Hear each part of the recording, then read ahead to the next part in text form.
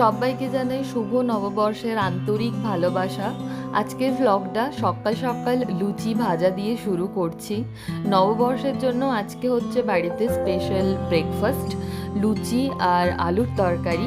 আর আজকে প্রথমবারের জন্য ভাবছি পপিন্সকে একটুখানি লুচি দেব, মানে এর আগেও অল্প অল্প টেস্ট করেছে বাট পুরোপুরি খায়নি, তো আজকে ভাবছি একটুখানি ওকে দিয়ে দেখবো। ইয়াম খেতে বাবা, ইয়াম্মি।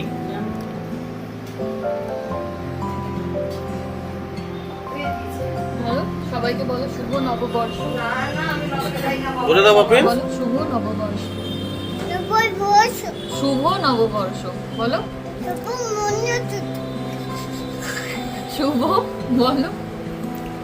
শুভ নববর্ষ। শুভ আগে বলো, শুভ আগে শুভ বলো। শুভ বর্ষ। ও যে কষ্ট করে বলছে সেটাই দেখতে হবে, বলতে যে পারছি সব। গরমকাল এমনিতে আমার ভালো লাগে না, কিন্তু আম আর তরমুজের কথা মাথায় এলেই কিন্তু গরমকালটা বেশ ভালো লাগে। আর নববর্ষ স্পেশাল সেরম কিছুই লাঞ্চ আজকে আমি বানাইনি। আজকে একদমই সিম্পল ছিল সব কিছু। আর নববর্ষের দিন আমরা বাইরেও কোথাও বেরোইনি, কারণ বেশ গরম ছিল। আর যেখানেই যেতাম সেখানেই প্রচণ্ড বেশি লাইন ছিল, সেই জন্য বাড়িতেই আরাম করে শান্তিতে লাঞ্চটা করলাম। এইভাবেই আমার নববর্ষটা কেটেছে খুব ভালোভাবে এবং খুব সিম্পল সাদামাটা ঘরোয়াভাবেই কেটেছে। সন্ধেবেলা পপিন্স একটুখানি খেলছিল ওর পাপার সাথে, যেহেতু নববর্ষ সেই জন্য ছুটি ছিল, অর্ঘ অফিস যায়নি, বাড়িতেই ছিল।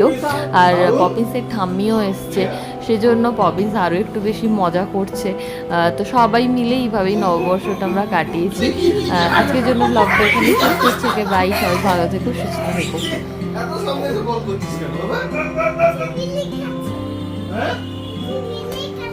টেবিলের কাছে, হ্যাঁ গেছে টেবিলের কাছে। আরেকটা ভালো করে বল করো, ভালো স্পিন বল করো, স্পিন।